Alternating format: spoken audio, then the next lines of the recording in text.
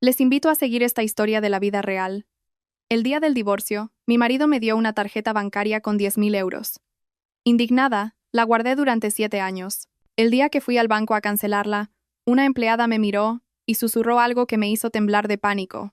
Me apretujaba en un rincón de la sucursal bancaria, agarrando con fuerza mi bolso de imitación, ya desconchado en varias partes. La cola de gente esperando frente a las ventanillas era interminable. En la palma de mi mano apretaba lo que durante 7 años había considerado la mayor humillación de mi vida.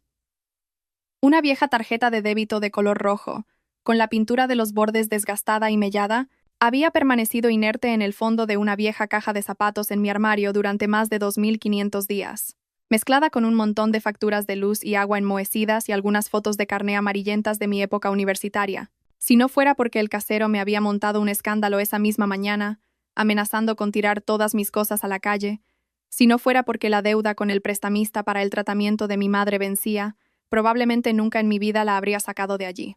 Suspiré, mirando el número de mi turno en la mano, y luego el panel electrónico, calculando mentalmente. En esta tarjeta había 10.000 euros. Según lo que dijo Daniel, el día que fuimos al juzgado, I-9AD, 000 euros.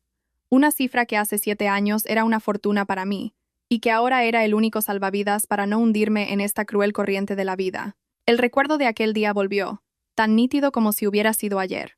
Llovía a cántaros, una cortina de agua que parecía querer lavarlo todo, pero que no podía limpiar la amargura de mi corazón. Acabábamos de salir del juzgado, con la sentencia de divorcio todavía fresca de tinta en la mano. Daniel estaba allí, con una gabardina negra que le llegaba por debajo de las rodillas, sosteniendo un cigarrillo a medio consumir. Su rostro era una máscara de hielo, sin una pizca de emoción. Me miró, y nunca olvidaré esa mirada. Era una mezcla de desprecio, crueldad y algo parecido a la lástima por un animal abandonado. Sacó esta tarjeta del bolsillo interior de su abrigo. No me la entregó en la mano, sino que la arrojó hacia mí. La tarjeta cayó en un charco de agua sucia a mis pies. Dio una larga calada al cigarrillo, expulsando el humo en la cortina de lluvia, y dijo con voz gélida: «La contraseña es tu fecha de nacimiento.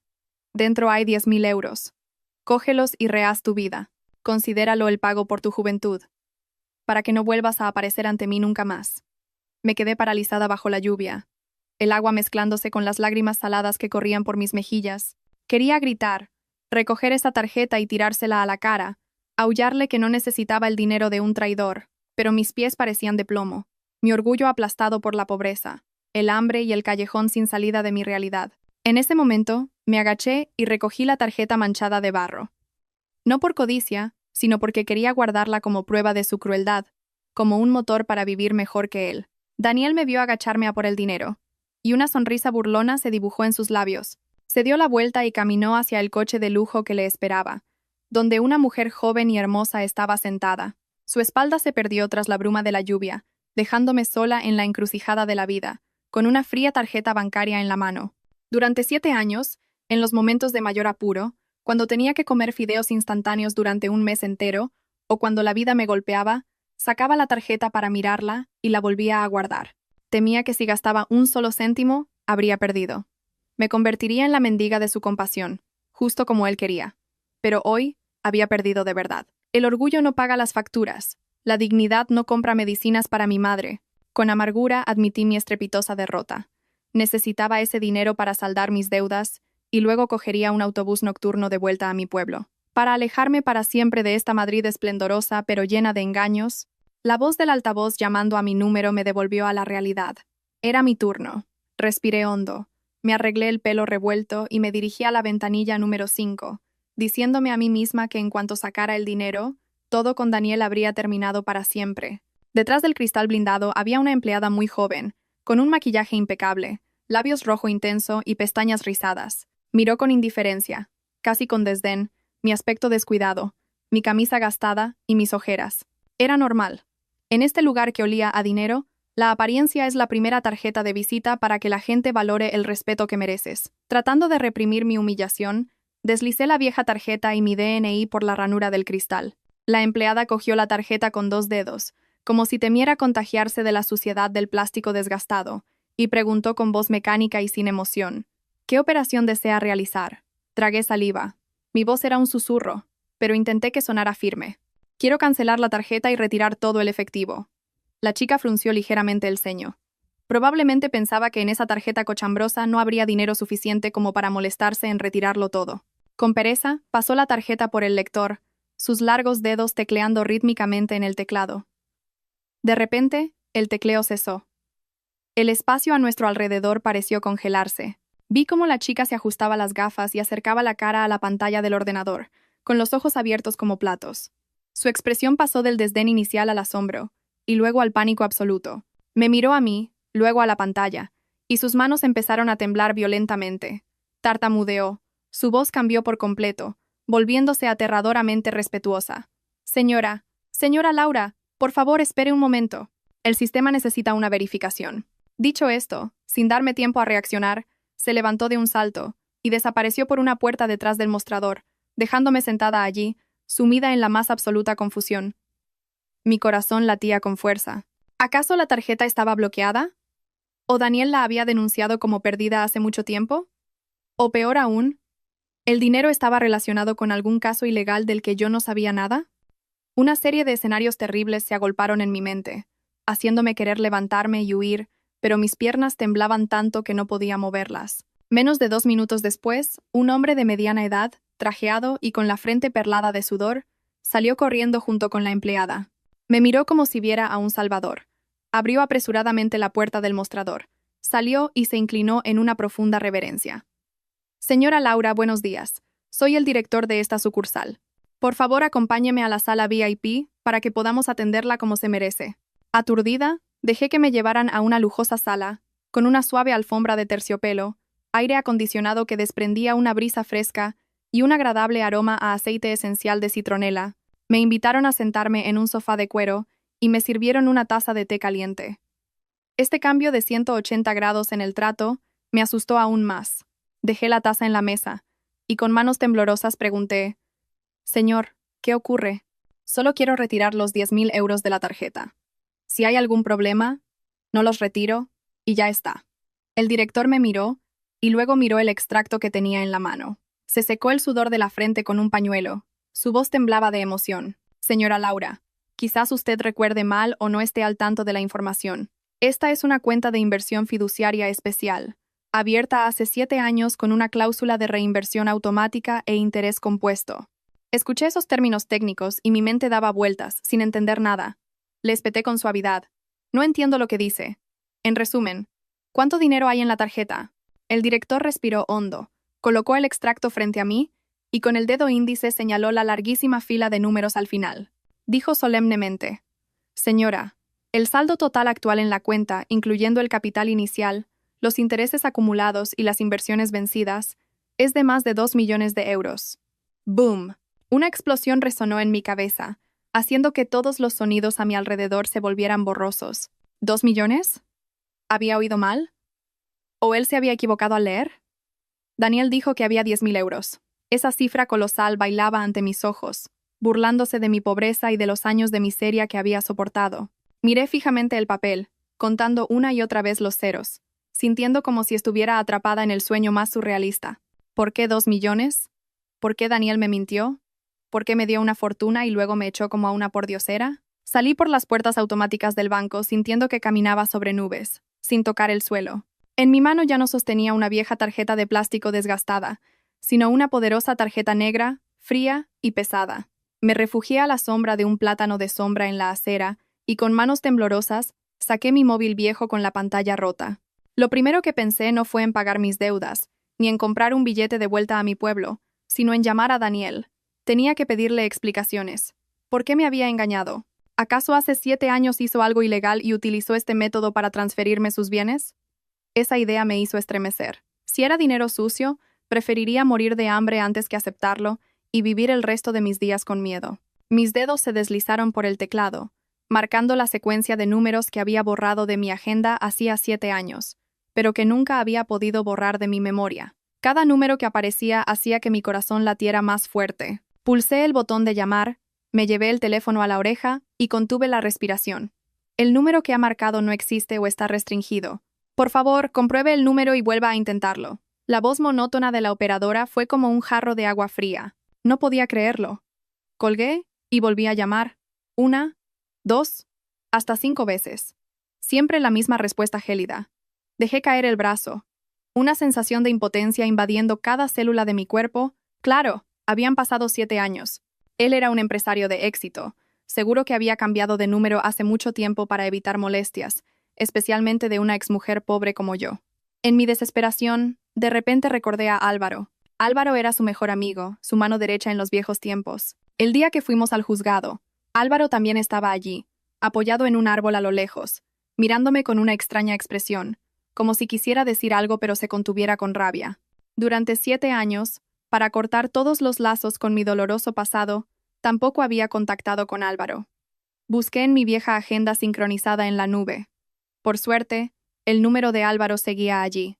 El teléfono sonó durante mucho tiempo, una eternidad que puso a prueba mi paciencia. Justo cuando iba a colgar, descolgaron al otro lado. No hubo un educado «diga», solo una respiración fuerte, ronca y hostil. ¿Quién es? Carraspeé, intentando hablar con calma. Soy yo, Laura, la exmujer de Daniel. La línea se quedó en silencio. Un silencio tan largo que pensé que se había cortado la llamada. Ese vacío hizo que se me pusiera la piel de gallina. De repente, una risa seca resonó, tan fría y amarga que me heló la sangre. Álvaro gruñó, cada palabra siseando entre sus dientes. ¿Todavía tienes la cara de llamarme? Laura, eres increíble. ¿Dónde te has metido estos 7 años? ¿En qué agujero te habías muerto? ¿Por qué llamas justo hoy? Sus gritos me dejaron atónita. Álvaro siempre había sido una persona tranquila y amable. Siempre me llamaba cuñada con dulzura. Nunca me había levantado la voz. Su ira injustificada me asustó y me enfadó a la vez. Tartamudeé. ¿Qué dices? Te llamo para preguntar por Daniel. ¿Tienes su nuevo número? Necesito hablar con él urgentemente. Es sobre la tarjeta del banco. ¿La tarjeta del banco? Me interrumpió Álvaro, su voz subiendo de tono, rota por la emoción. Así que era por el dinero. Finalmente te acordaste del dinero, ¿eh? ¿Dónde estabas cuando él sufría como un perro? ¿Dónde estabas cuando yacía solo en la oscuridad? Ahora que el dinero es tuyo, ¿te acuerdas de él? Me quedé clavada en medio de la calle. Mis oídos zumbaban ante sus duras acusaciones. No entendía nada. ¿Daniel sufriendo? ¿Yaciendo solo? ¿No estaba viviendo feliz con su joven y hermosa esposa? ¿Estás loco?, le grité al teléfono, con las lágrimas a punto de brotar. ¿Dónde está Daniel? Quiero verle y que me lo explique todo. No quiero su dinero, solo quiero saber por qué. ¿Preguntarle a él? La risa de Álvaro en el teléfono sonó como un sollozo, un sonido roto y lleno de tragedia. Si quieres preguntarle, tendrás que bajar al infierno a hacerlo. ¿Murió? Murió hace casi 7 años, 3 meses después de que te fueras. El teléfono se me resbaló de la mano y cayó con un golpe seco en la acera. La pantalla, ya rota, se hizo añicos. Me quedé allí, sola como un árbol seco en medio del río de gente, sintiendo como si una mano invisible acabara de meterse en mi pecho y estrujar mi corazón. No sé cómo llegué a esa cafetería. Era un pequeño local escondido en un callejón, donde nuestro grupo solía reunirse para hablar de nuestros sueños de emprendimiento cuando apenas teníamos dinero. El bar seguía igual, las paredes amarillentas por el tiempo, las mesas de madera desgastadas y el olor a tabaco barato impregnado en cada rincón. Solo las personas habían cambiado. Me senté encogida en un rincón, abrazando un vaso de agua helada, con la vista fija en la puerta. Álvaro entró, trayendo consigo el calor sofocante del mediodía de verano. Al verle, casi no lo reconocí. El hombre apuesto y refinado de antaño parecía mucho mayor, con el pelo casi completamente cano, el rostro surcado de arrugas de amargura y los ojos hundidos y oscuros. Corrió a una silla y se sentó frente a mí. Tiró un paquete de cigarrillos sobre la mesa y me miró con una mezcla de lástima, reproche y un atisbo de rencor. Dime, empecé yo con voz ronca, lo de que Daniel está muerto. Es una broma, ¿verdad? Es imposible. Álvaro no respondió de inmediato. Encendió un cigarrillo, dio una larga calada y expulsó una nube de humo. A través del velo blanco, vi que sus ojos estaban enrojecidos. Se rió sin alegría. ¿Crees que tengo tiempo para bromear con la vida de mi mejor amigo? Murió de verdad, Laura. Cáncer de huesos. En fase terminal. Las palabras cáncer terminal cayeron entre nosotros como 2 losas de plomo. Sentí que se me oprimía el pecho, que me costaba respirar. La imagen de Daniel el día del divorcio volvió a mi mente. Su gabardina negra holgada, su rostro pálido y sin color, y su postura algo inestable, que en su momento atribuía a la borrachera o a su desprecio por mí. Álvaro apagó la ceniza del cigarrillo y, con voz grave, comenzó a relatar la historia que me había perdido durante 7 años. Me habló de los días en que Daniel empezó a sentir dolores punzantes en los huesos, pero me lo ocultaba, mintiendo sobre viajes de negocios, para ir al hospital a hacerse pruebas. Me contó el día en que Daniel recibió los resultados, sentado en un banco del hospital durante toda la tarde, en silencio. En ese momento, la empresa de Daniel estaba en su apogeo, con un futuro brillante por delante, pero el destino le había borrado cruelmente de la vida. ¿Por qué no me lo dijo? Apreté los puños, las uñas clavándose en mi piel. Yo era su mujer. Pasara lo que pasara, deberíamos haberlo afrontado juntos. ¿Por qué me engañó diciendo que tenía una aventura? ¿Por qué me echó? Álvaro me miró. Su expresión se suavizó un poco, pero seguía llena de dolor. ¿Recuerdas cómo eras entonces, Laura? Eras una niña bien, delicada, llorabas por todo, te asustaban las cosas feas. Daniel te conocía mejor que nadie. No quería que le vieras en el estado demacrado y lamentable de un moribundo. Álvaro continuó. Cada palabra era una cuchillada en mi corazón. Quería que en tu memoria, él siguiera siendo el Daniel apuesto y arrogante, el cabrón que te abandonó para que tuvieras el coraje de odiarle, de olvidarle y de seguir adelante. A veces, el odio es un analgésico más eficaz que la compasión. Te hace más fuerte. Me mordí el labio para reprimir un sollozo. Así que su crueldad de aquel día fue la protección más tierna y dolorosa que me dedicó. Había vivido 7 años alimentada por el rencor, usando mi odio hacia él como motor para superar la miseria, para no derrumbarme. Me creía fuerte, pero en realidad solo era una marioneta estúpida, en la torpe obra de teatro que él había montado. Pero, ¿y el dinero? Dudé. Los 2 millones. ¿De dónde sacó tanto dinero en ese momento? Álvaro apagó el cigarrillo y suspiró. Vendió la empresa. La malvendió, justo cuando estaba en su mejor momento.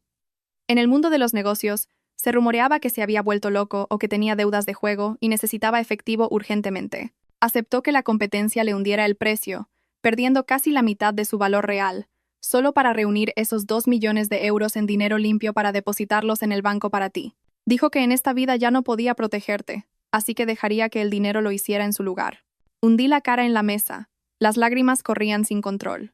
Recordé cómo durante años le había maldecido, deseándole lo peor cada vez que tenía problemas. Me regodeaba pensando que él vivía feliz a costa de mi dolor.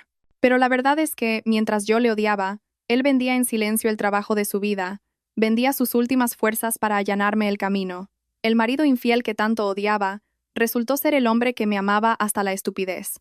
Álvaro pidió otro café solo con hielo. El tintineo del hielo contra el vaso sonaba increíblemente solitario. Empezó a profundizar en aquellos días oscuros, en los secretos que Daniel se había llevado a la tumba. ¿Sabes cuál fue la primera pregunta que le hizo al médico cuando le entregaron su sentencia de muerte? Álvaro me miró, con la vista perdida en un recuerdo doloroso. No preguntó cuánto tiempo le quedaba, ni si había alguna cura. Le preguntó al médico, ¿sufriré mucho dolor? ¿Me pondré muy feo? Me quedé helada. Daniel nunca había sido un hombre que se preocupara por su apariencia. Siempre se reía cuando le decía que iba hecho un desastre. Y sin embargo, ante la muerte, su mayor miedo era la fealdad. Álvaro sonrió con tristeza.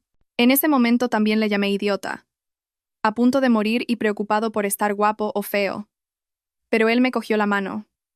Estaba helada. Y me dijo, «Tú no lo entiendes, Álvaro.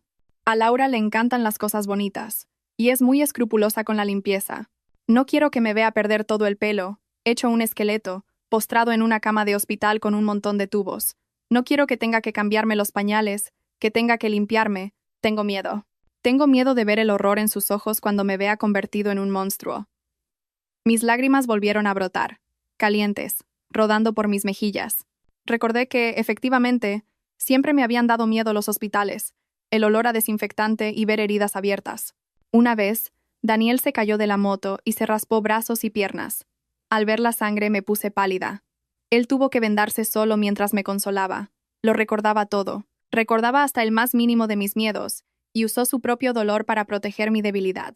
Temía que me traumatizara, que sufriera, así que eligió alejarme para que solo le recordara como un traidor apuesto, no como un cadáver andante. Sufrió mucho, Laura. La voz de Álvaro se quebró. El cáncer de huesos es uno de los más dolorosos. Dolores como si alguien te taladrara la médula espinal, tan fuertes que ni los analgésicos más potentes hacían efecto. Había noches que mordía una toalla para no gritar, sudaba a mares, se retorcía como un camarón cocido. Pero en cuanto amanecía, se esforzaba por sentarse, se peinaba, se ponía esa gruesa gabardina negra para ocultar su cuerpo cada vez más demacrado, y salía a la calle a interpretar el papel de un director arrogante. Imaginé esa escena y mi corazón se encogió. El hombre con el que había compartido mi vida, el hombre fuerte que siempre me había protegido, tuvo que soportar esa tortura en soledad. ¿Y yo? ¿Qué hacía en ese momento? Estaba sentada en mi cuarto alquilado, rumiando mi desamor y maldiciéndole en silencio. Mi indiferencia, mi estúpida ingenuidad, fue la segunda puñalada que recibió. Después de la cruel enfermedad, me dijo, Álvaro se ahogó en un sollozo. Me dijo, Álvaro, me duele tanto. Quiero llamar a Laura, solo quiero que me dé un abrazo. Pero no me atrevo. Tengo miedo de que al oír su voz, me ablande, que me ponga a llorar y a suplicarle que vuelva. Y eso sería patético, egoísta. Estoy a punto de morir, no puedo arrastrar su vida conmigo. Me tapé la boca y rompí a llorar, un llanto desconsolado en medio del bar vacío. Daniel, qué tonto fuiste. Te arrogaste el derecho a decidir por mí. Asumiste que no podría soportarlo. Pero, ¿no sabes que el dolor de ser abandonada sin saber por qué, el dolor de vivir con resentimiento y odio durante 7 años, es tan cruel como la muerte? Si me lo hubieras dicho, aunque solo fuera una palabra, habría estado dispuesta a atravesar ese infierno contigo. Por muy feo, por muy mal que olieras, por muy demacrado que estuvieras, seguías siendo mi marido, el hombre al que más amaba. Pero ahora todo era demasiado tarde. Mis disculpas, mi amor, él nunca podría oírlos. Sequé mis lágrimas con un pañuelo de papel, intentando calmarme. Todavía había algo que no entendía, algo que me había atormentado durante años, haciéndome sentir inferior y humillada.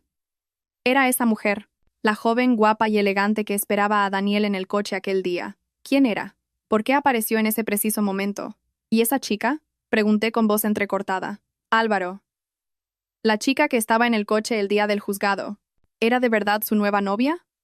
¿Sabía ella de su enfermedad?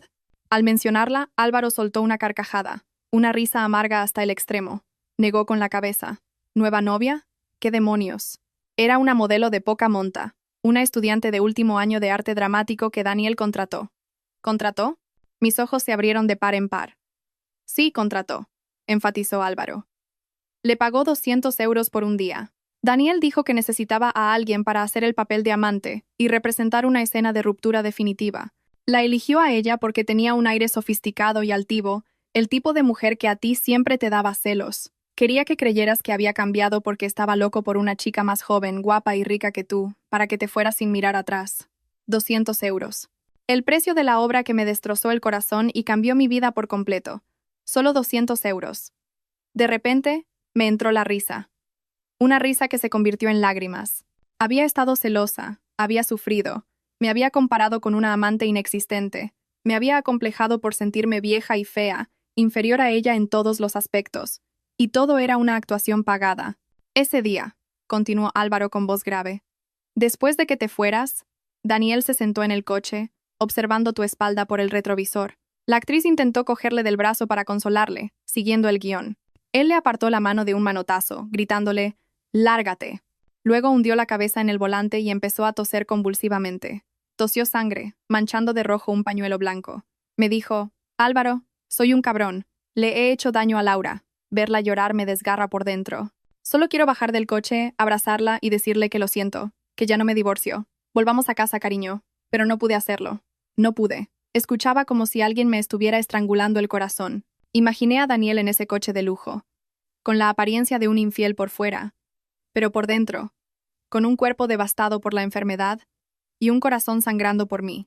Llevaba esa gruesa gabardina negra no para parecer elegante, sino para ocultar los temblores del dolor, para disimular su cuerpo demacrado. Fumaba sin parar no por adicción, sino quizás para que el sabor amargo del humo enmascarara el sabor metálico de la sangre en su garganta. Actuó demasiado bien, ¿verdad? Me miró Álvaro con ojos llenos de dolor. Te engañó a ti, engañó a todo el mundo. Todos le insultaban, le llamaban trepa, interesado. Y él lo aceptó todo. Dijo que prefería cargar con la mala fama para siempre antes que verte sufrir. Usó su honor de hombre para comprar tu libertad. Le odiaste durante 7 años, pero él te amó hasta su último aliento. Me quedé paralizada, sintiéndome la persona más estúpida del mundo. Vi lo que él quiso que viera. Creí lo que él quiso que creyera. sin mirar nunca más allá, a sus ojos, para ver el inmenso dolor que ocultaban. Una obra de teatro de 200 euros costó 7 años de mi juventud y toda su vida. Si ese día yo hubiera sido más insistente, si no me hubiera dado la vuelta inmediatamente por orgullo, si hubiera sido lo suficientemente perspicaz para notar la extrañeza de sus actos, pero la vida no tiene si hubieras. Todo estaba escrito según el trágico guión que Daniel había creado. Y yo fui la ingenua protagonista que interpretó su papel a la perfección hasta el final, sin saber nada. Álvaro apagó su tercer cigarrillo en el cenicero ya lleno. El humo se arremolinó y se disipó, como la corta vida de Daniel. Yo permanecí en silencio, pero una tormenta se desataba en mi interior. La pregunta sobre los 2 millones de euros seguía zumbando en mi cabeza. Una cifra demasiado grande, casi ilógica para una empresa en crecimiento, que todavía necesitaba capital circulante como la de Daniel en aquel entonces. Álvaro leyó la duda en mis ojos. Sonrió con amargura, una sonrisa torcida y dolorosa. Te preguntas de dónde salió el dinero, ¿verdad? Laura, ¿sabes qué hacen los buitres cuando un león está herido en la sabana? Negué con la cabeza. Un nudo en la garganta me impedía hablar. Álvaro continuó. Su voz se volvió grave, como el chirrido de piedras. Se lanzan a devorarlo. En cuanto Daniel supo que no le quedaba mucho tiempo, su primera decisión no fue ingresar en el hospital, sino vender la empresa. Era su creación, la que había levantado desde cero, su sudor y lágrimas de toda su juventud.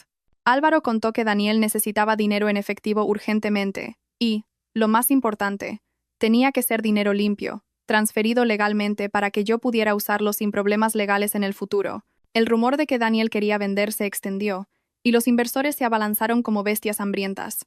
No les importaba el valor real de la empresa, solo que Daniel necesitaba el dinero ya. Los competidores a los que Daniel había derrotado, los que le sonreían y le daban la mano en las fiestas, ahora volvían para exprimirle hasta el final.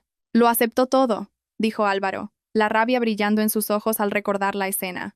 El valor real de la empresa era de casi 4 millones de euros, pero se la bajaron a 2,5. Daniel no regateó ni una palabra, solo puso una condición: pago inmediato en efectivo en la cuenta fiduciaria. Firmó el contrato de venta de su creación con la mano temblando tanto que apenas podía sostener el bolígrafo, teniendo que taparse la boca de vez en cuando con un pañuelo para toser. Escuchaba como si 1000 agujas me atravesaran el corazón. Recordé que en esa época leí en la prensa que la empresa había cambiado de dueños. Incluso me reí con desdén, pensando que Daniel, en su codicia, la había vendido para irse a disfrutar con su amante. No tenía ni idea de que detrás de esa firma temblorosa había un sacrificio silencioso. Vendió su orgullo, su carrera, el honor de un empresario para asegurar el futuro financiero de la mujer a la que estaba a punto de abandonar. Álvaro me miró, sus ojos penetrando en mi alma. Usó $500,000 para pagar los salarios de los empleados, saldar deudas y darles a sus padres algo para la vejez. Los 2 millones restantes los metió todos en esa tarjeta para ti. Dijo que en esta vida te debía un hogar completo, te debía hijos, así que te lo pagaba con dinero. Aunque sabía que el dinero no compra la felicidad, al menos te permitiría no tener que agachar la cabeza ante nadie por pobreza. Hundí la cara entre mis manos, las lágrimas empapando mis dedos. Le había acusado de insensible, de cruel, pero su crueldad estaba llena de amor. Lo había planeado todo, limpiando cualquier rastro, soportando la humillación de sus rivales, solo para asegurarse de que cuando yo tuviera esa tarjeta, fuera la mujer más libre y rica. Y él aceptó irse con las manos vacías, cargando con la mala fama y un dolor físico que nadie conocía. En la cafetería vacía, la melancólica música de un cantautor sonaba desde un altavoz en la esquina, haciendo el ambiente aún más sombrío. Álvaro bebió un sorbo de su café solo. El amargor pareció despertarle para continuar con la historia inconclusa. Me miró con cierta curiosidad y suspiró. En realidad, ese día él y yo hicimos una apuesta que perdí estrepitosamente, y que él ganó, pero con el corazón roto. Levanté mis ojos hinchados hacia Álvaro. Mi voz se quebró. ¿Una apuesta? ¿Apostasteis sobre mi divorcio? No sobre el divorcio, sino sobre la tarjeta, negó Álvaro, su voz teñida de tristeza. Cuando te dio la tarjeta, intenté detenerle. Le dije que dársela así era una humillación, que tú nunca la aceptarías, o que la cogerías para tirársela de vuelta. Tu orgullo es más grande que una catedral, tu dignidad lo es todo. ¿Cómo ibas a aceptar dinero del hombre que te traicionó? Me quedé en silencio. Álvaro tenía razón. En aquel momento, mi dignidad era lo único a lo que me aferraba. Si Daniel me hubiera dado el dinero amablemente, probablemente se lo habría tirado a la cara. Pero él lo arrojó al suelo, usó las palabras más hirientes para provocarme, haciendo que la guardara como un trofeo de mi odio. Álvaro continuó. Daniel se rió y me dijo, no conoces a mi mujer. Laura es testaruda, pero también es muy práctica. Tengo que hacer que me odie tanto que quiera guardar esa tarjeta para restregármela por la cara, pero te apuesto lo que quieras a que no gastará ni un céntimo. La guardará bajo llave, pasará hambre, aceptará fregar platos antes que tocar el dinero de este marido cabrón. ¿De verdad? ¿De verdad dijo eso? Tartamudeé, sintiendo un dolor agudo en el pecho. Me conocía a la perfección. Conocía mi carácter fuerte pero contradictorio. Sí, eso dijo, asintió Álvaro. Dijo que ese dinero no era para que lo malgastaras de inmediato. Era el último salvavidas. Quería que te las arreglaras por ti misma, que tropezaras y te levantaras para madurar. Solo cuando realmente estuvieras en un callejón sin salida, cuando la vida te acorralara, te acordarías de la tarjeta. Y en ese momento, ese dinero sería tu salvador, no una carga psicológica. Recordé los últimos 7 años, las innumerables veces que estuve sin Blanca, las veces que cogí la tarjeta y la volví a dejar. Creía que lo hacía para mantener mi dignidad, para demostrarle a Daniel que no le necesitaba, pero en realidad estaba siguiendo el camino que él había trazado para mí. Quería que fuera fuerte, que me mantuviera en pie por mí misma, pero también temía que cayera, así que en secreto había colocado un colchón mullido al final del camino. Perdí, sonrió Álvaro con amargura. Pensé que gastarías el dinero o tirarías la tarjeta, pero la guardaste durante 7 años. Tal como él predijo. Ganó, pero el precio fue demasiado alto. Apostó con tu malentendido y con su propia soledad. A veces le preguntaba, ¿y si Laura tira la tarjeta de verdad? Él solo sonreía con tristeza y decía, entonces será mi mala suerte, y ella tendrá su propio destino. Dios proveerá. Seguro que no se morirá de hambre. Al oír esto, no pude contenerme y rompí a llorar. Daniel, eres un idiota, el mayor estafador del mundo. Apostaste toda una fortuna, todo tu amor, en una partida cuyo resultado nunca verías. Confiaste en mi orgullo más que yo misma. Creí que me vengaba de ti viviendo en la miseria, pero en realidad solo estaba demostrando que tenías razón, que me amabas y me conocías profundamente. Al salir de la cafetería, Álvaro me llevó a un viejo bloque de pisos en las afueras, a solo una calle de donde yo había vivido alquilada hacía 7 años. Paredes amarillentas cubiertas de musgo, rejas en las ventanas que sobresalían de forma caótica, el llanto de un niño, la tos de un anciano saliendo de las pequeñas ventanas. Caminé por un pasillo oscuro y húmedo. El olor a sobras de comida mezclado con el de la humedad me revolvió el estómago. ¿Daniel vivió aquí?, le pregunté a Álvaro, sin poder creer lo que veía. Un hombre que había vivido en un chalet, conducido coches de lujo y vestido con ropa de marca como Daniel, ¿cómo podía soportar un lugar tan estrecho y miserable? Álvaro no se dio la vuelta, solo subió en silencio los escalones desconchados. Se mudó aquí justo después del divorcio. Vendió todas sus cosas personales. Solo se quedó con algo de ropa vieja. Dijo que aquí era barato, que cada euro ahorrado contaba. Y además, estaba cerca de ti. Mi corazón se encogió. Cerca de mí.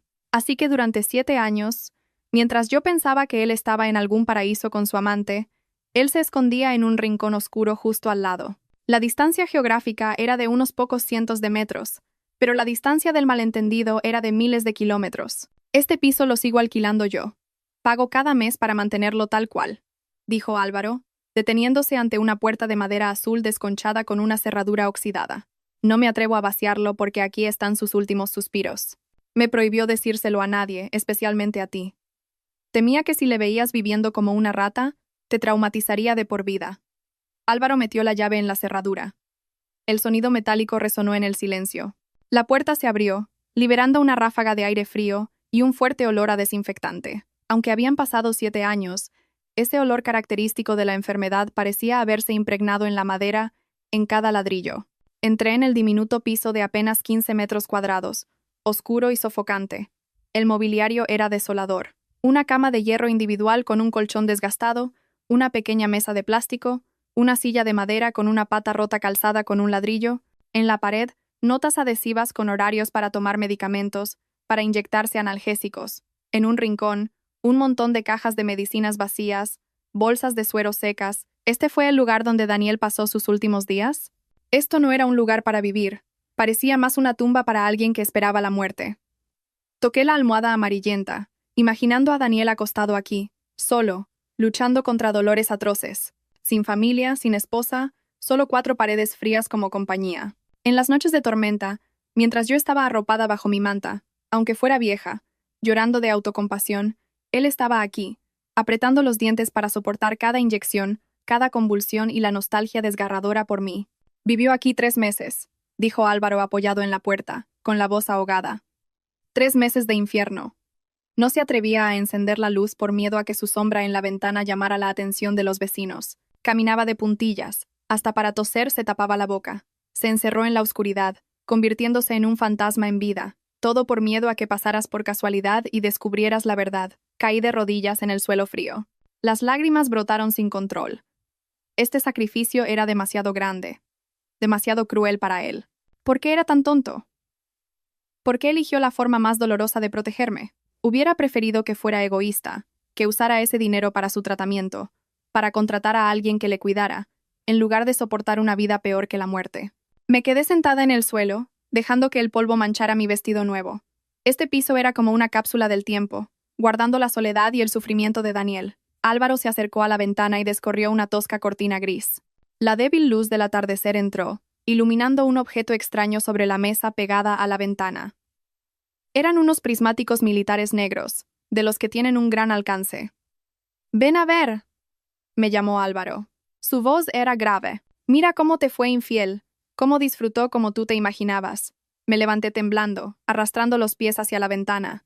Los prismáticos estaban fijos en un soporte de madera casero, apuntando hacia afuera a través de un pequeño hueco en los barrotes. Me incliné y miré por el ocular. La imagen que apareció hizo que mi corazón se detuviera por un instante. A través de las lentes, veía con total claridad el balcón de mi antiguo piso de alquiler al otro lado de la calle y la parada de autobús donde esperaba cada mañana. Desde este ángulo, podía ver toda mi vida. Me veía tender la ropa por la mañana, cocinar fideos por la noche, sentarme pensativa peinándome junto a la ventana, aparté los ojos de los prismáticos y retrocedí unos pasos.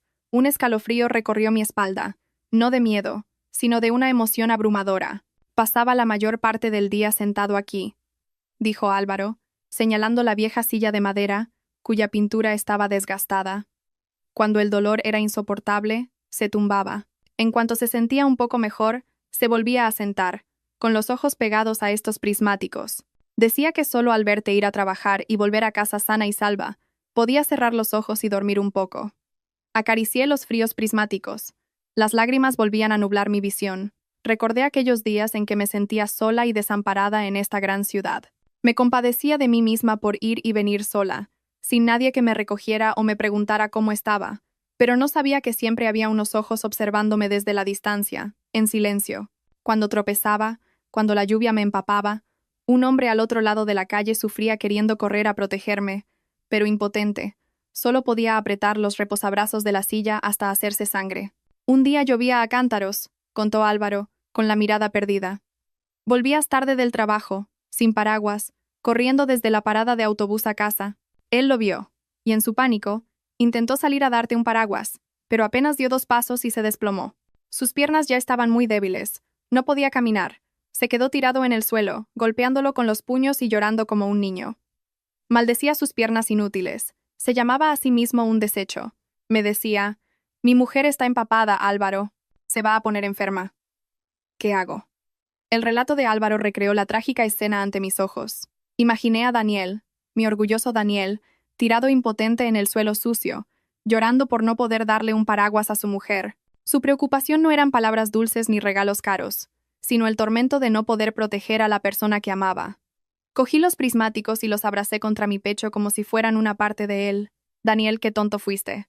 Soportaste y observaste en silencio. ¿Para qué? ¿Sabes lo aterrador que es sentir que te observan sin saber quién es? Pero ahora, sabiendo que eras tú, el miedo desapareció, dejando solo una inmensa pena. Usaste la forma más torpe y dolorosa de amarme, de estar a mi lado en tus últimos días, separados por una calle, pero como 2 mundos paralelos que nunca podrían tocarse. Me quedé clavada junto a la ventana oxidada, mis manos temblorosas aferradas a los fríos prismáticos. Afuera, el sol de la tarde se había puesto, dejando solo la luz amarillenta de las farolas sobre el asfalto. A través de las lentes de los prismáticos, el mundo al otro lado de la calle aparecía nítido, tan cerca que sentía que podía extender la mano y tocarlo. Era el balcón de mi antiguo piso, el tendedero de bambú que yo misma había atado y la parada de autobús donde esperaba cada mañana. Mis lágrimas volvieron a brotar, empañando la imagen, pero los recuerdos volvieron más nítidos que nunca. Recordé los días de tormenta, acurrucada en la parada, con frío y autocompasión, maldiciendo mi vida injusta y a mi marido infiel. Recordé las noches que volvía tarde, caminando insegura por el callejón vacío, siempre con una sensación de inquietud, como si alguien me siguiera. En aquel entonces pensé que era una alucinación por la soledad o el miedo de una mujer que aprendía a vivir sola. Resultó que no era una alucinación, eran los ojos de Daniel. «Se sentaba aquí», dijo Álvaro, dando una palmadita a la silla de madera desgastada, su voz grave, como si temiera perturbar el alma del difunto. Todos los días, en cuanto se despertaba, se arrastraba hasta esta silla. Cuando el dolor era demasiado fuerte para sentarse, se tumbaba en el suelo, pero sus manos seguían aferradas al soporte de los prismáticos. Se sabía tu horario mejor que tú misma. ¿A qué hora salías? ¿Qué ropa llevabas? Si te habías olvidado el paraguas, lo sabía todo. Dejé los prismáticos y me volví para mirar la silla vacía. Imaginé a un Daniel demacrado, con el rostro contraído por el dolor físico, pero con los ojos brillantes, fijos en esas lentes inertes, solo para ver la figura de la mujer a la que había alejado. Estuvo allí, al otro lado de la calle, presenciando todas mis alegrías y penas, mis maldiciones y mis lágrimas por él, pero eligió un silencio cruel. «Hubo días que te pusiste enferma y no saliste de casa», continuó Álvaro, con la mirada perdida. Daniel se paseaba ansioso por este diminuto piso como una fiera herida. «Quería llamarte. Quería cruzar a ver cómo estabas. Pero temía que vieras su aspecto de fantasma. Así que me llamaba a mí. Me obligaba a fingir que pasaba por allí, a comprarte medicinas y sopa y llevártelas. Me insistía una y otra vez en que no dijera su nombre, que dijera que era un viejo amigo que pasaba por allí». Me quedé atónita. El recuerdo de esa sopa caliente y la bolsa de medicamentos volvió a mi mente. En su momento me sorprendió que Álvaro supiera que estaba enferma, pero el cansancio y mi enorme orgullo me impidieron preguntar más. Lo acepté y le cerré la puerta en las narices. Comí esa sopa, tomé esas pastillas, sin saber que, a unos cientos de metros, un hombre estaba sentado en esta silla, suspirando aliviado al ver que se encendía la luz de mi habitación. ¿Estuvo mirándome así durante 3 meses? Pregunté, mi voz rota por un sollozo. Viendo la vida miserable a la que me había abocado, ¿se sentiría feliz? ¿Satisfecho? Álvaro negó con la cabeza, una sonrisa amarga en los labios. ¿Feliz? ¿Cómo iba a estarlo, Laura? Cada vez que te veía pasarlo mal, se golpeaba el pecho. Decía que era un inútil, que presumía de amar a su mujer pero la dejaba sufrir. Pero prefería que sufrieras un poco materialmente a que sufrieras toda la vida por su muerte. Aceptó ser un espectador impotente, solo para que tú pudieras interpretar el papel de mujer fuerte en la obra de tu vida. Acaricié el frío respaldo de la silla, sintiendo como si su calor aún estuviera allí. Daniel, eres un tonto. Creías que me protegías, pero te castigabas a ti mismo con la sentencia más dura. La sentencia de la separación en vida. La sentencia de ver a la persona que más amas sufrir sin poder ayudar. Convertiste el amor en un sacrificio silencioso y doloroso, y a mí, sin saberlo, en la persona más insensible del mundo. Álvaro se agachó debajo de la cama y sacó una vieja caja de lata, de las que antes se usaban para galletas. La abrió. Dentro había un cuaderno con tapas de cuero marrón oscuro. El cuero estaba gastado en las esquinas, pero cuidadosamente conservado. Álvaro me lo entregó con ambas manos, con un gesto reverente, como si me diera una reliquia sagrada. «Esto es lo que dejó», dijo Álvaro en voz baja. No tenía con quién hablar, así que lo volcó todo aquí. En sus últimos días, cuando le dolía tanto la garganta que no podía hablar, este bolígrafo fue su único amigo. Cogí el diario. El olor a papel viejo mezclado con desinfectante me golpeó. Un aroma de despedida y nostalgia. Lo abrí temblando. La caligrafía de Daniel tan familiar y dolorosa. Las primeras líneas, nítidas y firmes, propias del hombre decidido que conocí. Fecha. Hoy Laura se ha ido. La casa está vacía. Pensé que me sentiría aliviado por haberla liberado. Pero, ¿por qué me duele tanto el corazón? Cuando salió por la puerta con la maleta, casi corrí tras ella para detenerla. Soy un cobarde, Daniel, el mayor cobarde del mundo. Pero bueno, un solo dolor y se acabó. Laura, tienes que vivir bien. No te acuerdes de este marido cabrón. Mis lágrimas cayeron sobre la página, emborronando la tinta azul. Recordé el día que me fui. Caminé rápido, con la cabeza alta y orgullosa, sin mirar atrás ni una sola vez. Creí que él estaría celebrándolo con su amante, pero resulta que estaba allí, atormentándose en la casa vacía y fría. Pasé las páginas. Las entradas eran cada vez más espaciadas, pero el contenido se centraba cada vez más en mi vida. Fecha. Hoy, mirando por los prismáticos, he visto que Laura se ha cortado el pelo. El pelo corto la hace parecer más joven, pero también más rebelde. Seguramente quiere cortar con el pasado. Ha adelgazado mucho. Esa gabardina beige la lleva desde hace 3 años. ¿Por qué no se compra una nueva? Con el frío que hace, va muy ligera de ropa. ¡Qué tonta! Le dije que cogiera el dinero y lo gastara. ¿Por qué se tortura así? ¿Quiere que me muera de pena? Me toqué el pelo. Ahora me llegaba a la cintura, pero hace 7 años, sí. Me lo corté en un arrebato. Pensé que a nadie le importaría, pero resulta que cada mechón que cayó le dolió a él. Esa gabardina vieja todavía la conservo, no por no querer comprar una nueva, sino porque fue el primer regalo de cumpleaños que me hizo. La llevaba para recordar un amor muerto, pero para él era la prueba de mi miseria. Fecha. Hoy me duelen mucho las piernas. Siento como si 1000 hormigas de fuego me estuvieran royendo los huesos. Me he medicado, pero no sirve de nada. Tumbado solo en la oscuridad, de repente me ha apetecido la sopa de marisco que hacía Laura. Antes siempre me quejaba de que estaba salada, y ahora ya no puedo volver a comerla. Miro al otro lado de la calle y veo la luz de su habitación encendida. ¿Qué estará haciendo? Seguramente trabajando hasta tarde. Laura, te echo de menos.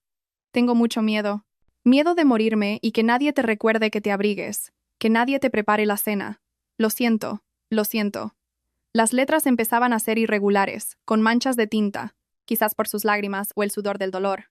Cada palabra que leía me oprimía el corazón. Un hombre frente a la muerte, soportando un dolor físico terrible, pero su mayor preocupación seguía siendo si su mujer comía y se abrigaba. Anhelaba un plato de sopa, un deseo tan simple y, sin embargo, tan inalcanzable. Abracé el diario, hundí la cabeza en mis rodillas, el remordimiento me golpeó como un tsunami. Le culpé de insensible, de infiel, pero nunca me pregunté cómo se sentía él. Viví en el capullo de mi propio dolor sin saber que, fuera de él, un hombre usaba su vida para protegerme de la tormenta. Estas no eran palabras. Eran los fragmentos de un corazón que amaba hasta la desesperación, clavándose en mi alma, un dolor agudo y persistente. Seguí pasando las páginas del diario. Entre las entradas llenas de lágrimas, había páginas con anotaciones secas, llenas de números y nombres extraños. Al principio no entendí, pero cuanto más leía, más se me helaba la sangre.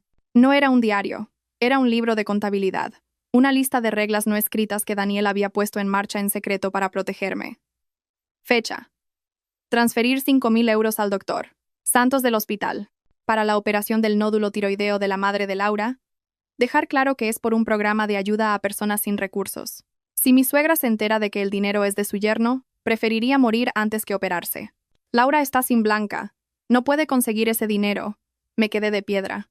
Hace 4 años a mi madre le detectaron un tumor. Necesitaba operarse urgentemente. Busqué dinero por todas partes sin éxito. Cuando estaba a punto de vender un riñón, el hospital me comunicó que mi madre había sido seleccionada para una subvención del 100%. Me alegré muchísimo. Di gracias a Dios, a los médicos. Resultó que Dios era Daniel, un hombre que llevaba 3 años muerto. Había previsto los problemas de salud de mi familia y había dejado un fondo para que Álvaro lo gestionara. Fecha. Dar 1.000 euros a Ricardo, el policía municipal. El accidente de moto de Laura de hoy fue culpa del otro, pero es un mafioso. Laura está sola, no puede con él. Necesito que Ricardo presione para que le paguen una indemnización justa. Que no se aprovechen de mi mujer. Esa moto vieja es un peligro, y yo ya no puedo comprarle un coche. Recordé el accidente. Un tipo tatuado que iba en dirección contraria chocó conmigo. Al principio se puso chulo, pero al poco rato llegó la policía y lo solucionó todo rápidamente. El tipo cambió de actitud, se disculpó y me pagó una buena suma. Yo me jactaba con mis amigas de mi buena suerte, de que se había hecho justicia. No sabía que esa justicia se había comprado con el dinero y los contactos de mi difunto marido. ¿Lo lees?, dijo Álvaro, sentado frente a mí, su voz tranquila pero sus ojos llenos de dolor. Creías que habías sido fuerte y afortunada, que habías superado todo sin necesitar el dinero de Daniel, pero te equivocaste, Laura. Esta sociedad es cruel. Su regla no escrita es que los débiles siempre son aplastados. Señaló el cuaderno. Las veces que conseguiste un trabajo extra bien pagado, las veces que el casero te dejó aplazar el alquiler, las veces que te encontraste con gente que te ayudó, todo fue planeado por Daniel antes de morir, o ejecutado por mí según su última voluntad. Usó los intereses de otras inversiones para comprar tu tranquilidad. No quería que vieras el lado oscuro de la sociedad. Quería que siguieras creyendo en la bondad, en la gente decente. Cerré el cuaderno temblando, sintiendo que toda mi confianza se desvanecía.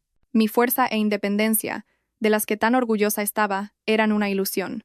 Era como una niña en una burbuja de cristal, creyendo que volaba libre, cuando en realidad una mano invisible me sostenía. Nunca había madurado de verdad. Seguía viviendo de su dinero, bajo su protección, solo que de una forma más sutil. ¿Por qué?, pregunté con un nudo en la garganta. Álvaro, ¿por qué hizo eso?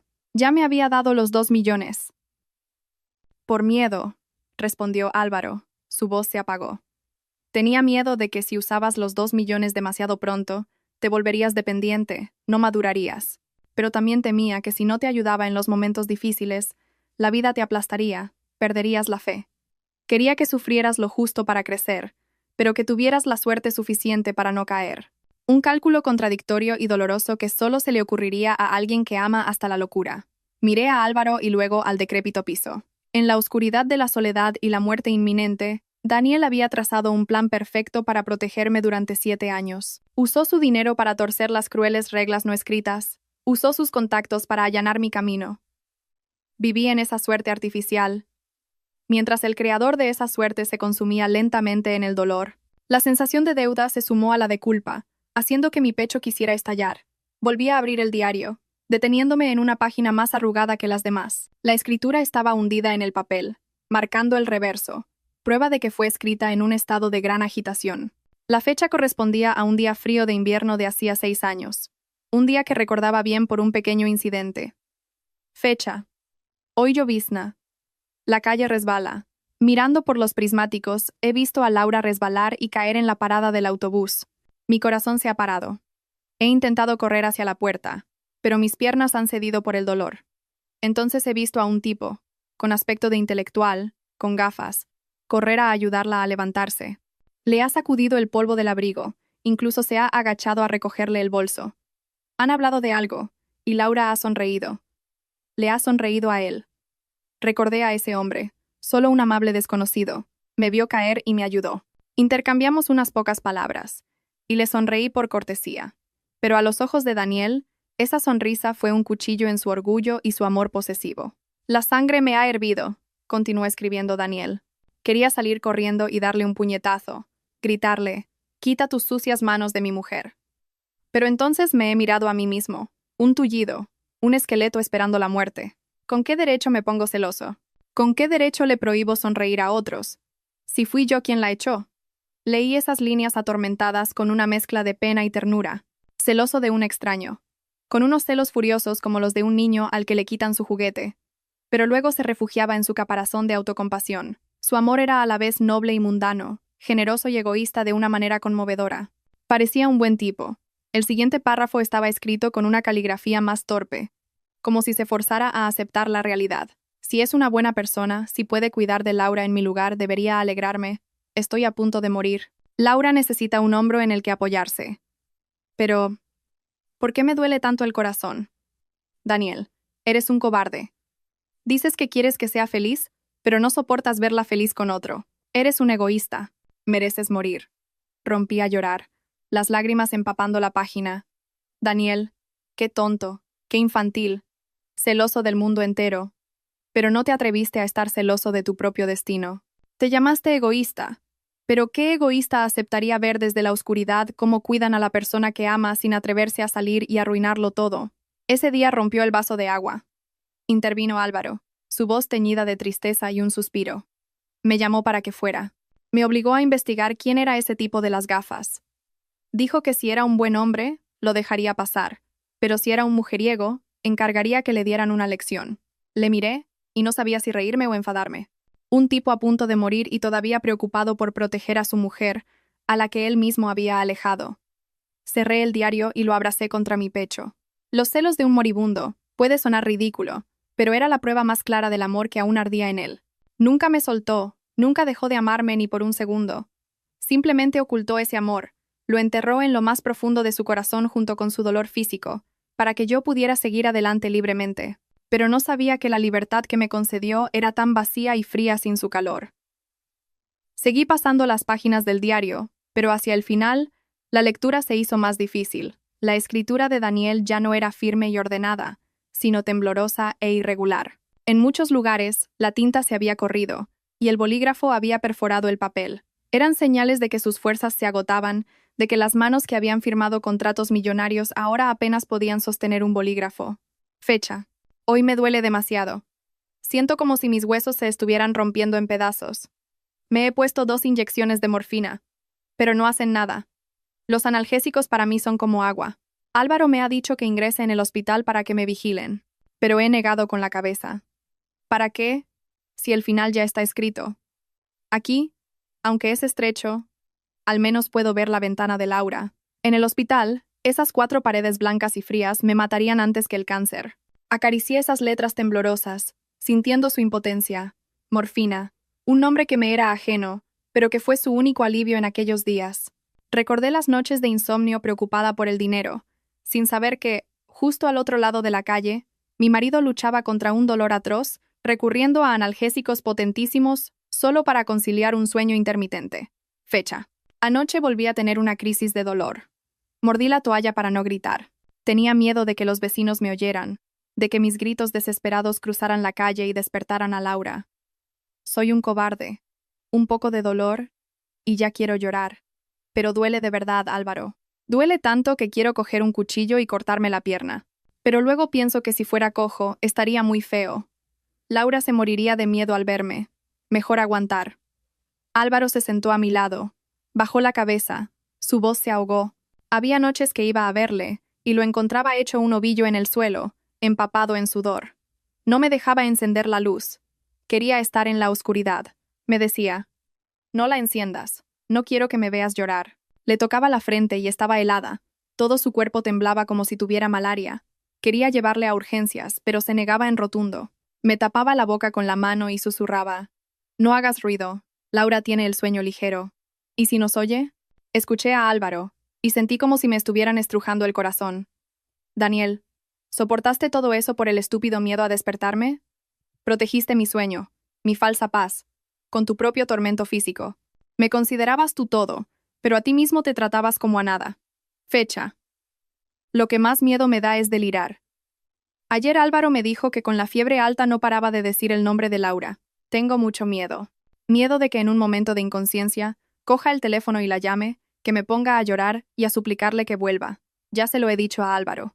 Si ve que pierdo el control, que me ate o me inyecte un sedante para que me duerma. Bajo ningún concepto puedo contactar con Laura. He interpretado el papel de villano hasta aquí. No puedo fallar al final. Laura tiene que odiarme. Solo así podrá vivir bien. Al leer la última línea, no pude más, y hundí la cabeza en el diario, llorando desconsoladamente. Su crueldad consigo mismo era aterradora. Temía que su amor me hiciera daño, que su debilidad fuera una carga para mí. Se ató a sí mismo física y mentalmente solo para mantener el papel de marido infiel que había creado. Le odié, tal como él quería, pero ahora, ese odio se volvía contra mí, causándome un dolor 1000 veces mayor que la verdad. Álvaro esperó a que mis sollozos se calmaran. Luego, en silencio, se agachó debajo de la mesa, donde una pequeña caja fuerte estaba oculta por un trapo viejo. Giró la combinación. El sonido de la cerradura resonó secamente. De dentro, sacó una bolsa impermeable con cierre hermético, sellada con cinta adhesiva. La sostuvo en sus manos un momento, con la mirada pensativa, como si sopesara algo muy importante, antes de ponérmela lentamente en las manos. Esto es lo último que dejó, dijo Álvaro, su voz grave y solemne. Me dio instrucciones muy claras.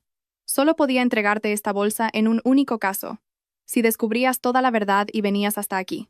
Si durante toda tu vida nunca tocabas esa tarjeta, si seguías viviendo en paz y le olvidabas, entonces tenía que quemar esta bolsa y esparcir sus cenizas al viento. Cogí la bolsa, sintiendo su peso en mis manos, aunque no parecía contener mucho. Era el peso de un secreto, de una última voluntad enterrada durante 7 años.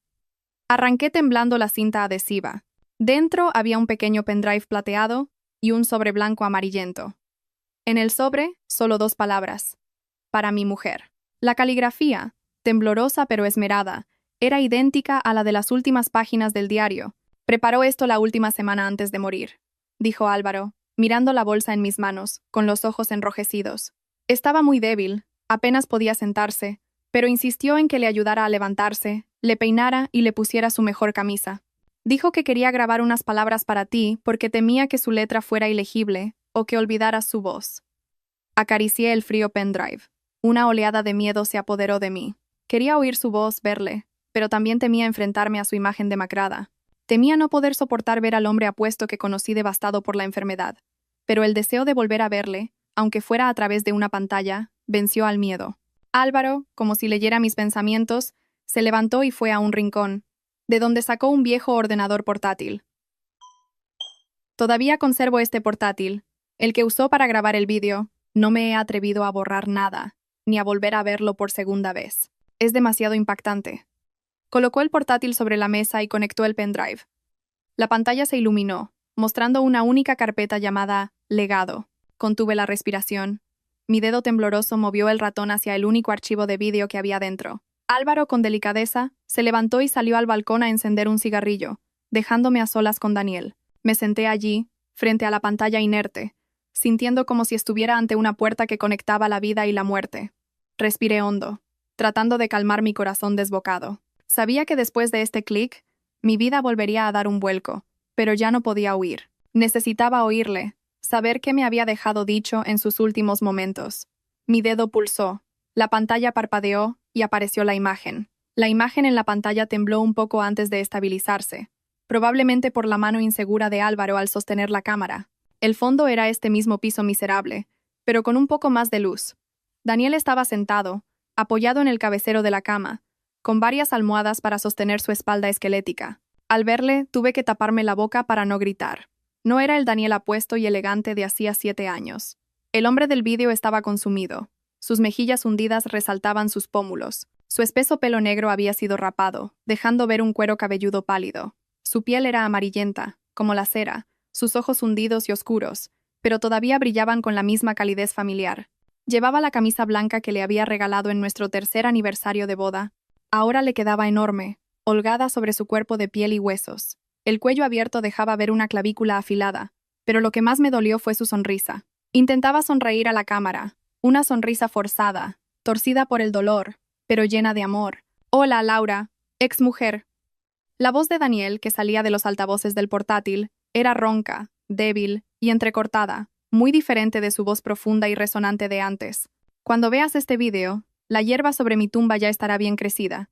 Quizás hasta te llegue a las rodillas. Se detuvo para tomar aire. Su pecho subía y bajaba con dificultad bajo la camisa ancha. Levantó la mano y saludó, intentando parecer divertido. «¿Qué te parezco? Un poco desmejorado, ¿no? No me digas que estoy feo, ¿eh?» Le dije a Álvaro que me maquillara un poco, pero es un patoso. No sé qué me ha puesto, pero parezco un payaso. Rompí a llorar. Mis lágrimas emborronaban su imagen en la pantalla. «Daniel, incluso al borde de la muerte intentas hacerme reír. No querías que te viera sufrir, así que usaste ese humor amargo para ocultar la cruda realidad. No sabías que verte intentar estar alegre me dolía 1000 veces más que si te hubiera visto llorar». «Laura». Su voz se volvió grave, sin rastro de broma. «Sé que estás llorando. No llores, te pones muy fea. Se te hinchan los ojos como a un oso panda. ¿Y quién te va a mirar mañana en el trabajo? Venga. Para allá. Escúchame». Levantó su mano esquelética y la acercó a la pantalla, como si quisiera atravesar el tiempo y el espacio para secar mis lágrimas. El gesto me resultó tan familiar que por instinto me incliné hacia adelante, queriendo apoyar mi cabeza en su mano, pero solo toqué el frío cristal de la pantalla. «Lo siento», dijo Daniel. Sus ojos miraban directamente a la cámara, profundos y tristes. «Siento haberte dejado sola en este mundo. Prometí protegerte toda la vida, envejecer juntos hasta que se nos cayeran los dientes. Pero he roto mi promesa. Soy un canalla. Me voy primero. No te enfades conmigo, ¿vale?» Negué con la cabeza ante la pantalla, diciendo entre sollozos: «No estoy enfadada. No estoy enfadada, Daniel. Solo estoy enfadada por lo tonto que fuiste. ¿Por qué me lo ocultaste? ¿Por qué lo soportaste solo?» En el vídeo, Daniel empezó a toser convulsivamente. Todo su cuerpo se retorcía. Álvaro, fuera de plano, intentó entrar a ayudarle, pero Daniel le hizo un gesto para que no lo hiciera. Se contuvo, se tapó la boca y tras un largo rato de respiración agitada pudo continuar. «No me queda mucho tiempo. Hay algunas cosas importantes que tengo que explicarte para que no tengas más dudas, para que no me guardes rencor». El vídeo continuaba. Daniel bebió un sorbo de agua de un vaso que le dio Álvaro. Hizo una mueca al tragar, como si tuviera espinas en la garganta. Tras unos segundos para calmarse, miró fijamente a la cámara. Su expresión se volvió seria y llena de remordimiento. Lo primero que quiero explicarte es lo de aquel día en el juzgado, dijo Daniel con voz temblorosa. ¿Recuerdas? Llovía a cántaros. Te vi empapada, temblando de frío y de rabia. Cuando te tiré la tarjeta, sentí que me temblaba la mano. Tuve que contenerme. Apretar los dientes para decir esas palabras crueles. Te dije que era una limosna, que te largaras. Daniel bajó la mirada, evitando la cámara, como si huyera de mi mirada acusadora desde el futuro. En realidad, en ese momento, lo que más deseaba era correr y abrazarte. Quería arrodillarme y pedirte perdón, decirte que te amaba más que a nada en el mundo. Pero me miré a mí mismo, miré el informe médico en mi bolsillo. No podía. Si te abrazaba, notarías lo delgado que estaba. Olerías el olor a medicinas. Y lo más importante, si me ablandaba en ese momento, nunca aceptarías dejarme. Conozco tu carácter, Laura. Sonrió Daniel con tristeza. Eres muy sentimental. Si supieras que me moría, venderías todo. Dejarías el trabajo para cuidarme en el hospital. Me verías perder el pelo, vomitar sangre, perder el control de mis funciones. Te traumatizaría de por vida. No quería eso.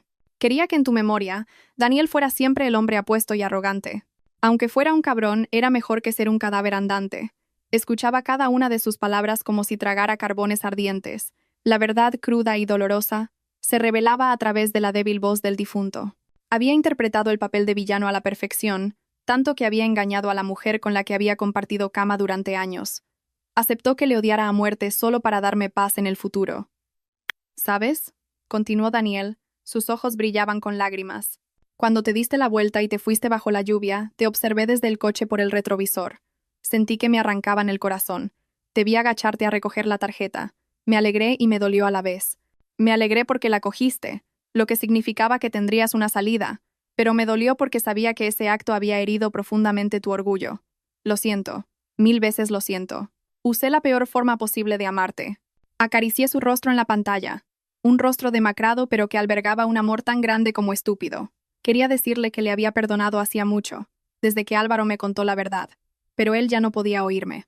Se había quedado anclado para siempre en ese momento, con el remordimiento de haberme herido. Aposté con Álvaro, dijo Daniel, su voz un poco más firme. Aposté que no gastarías el dinero de inmediato. Confiaba en el orgullo de mi mujer, y sabía que ese orgullo te ayudaría a mantenerte en pie en los tiempos difíciles que se avecinaban.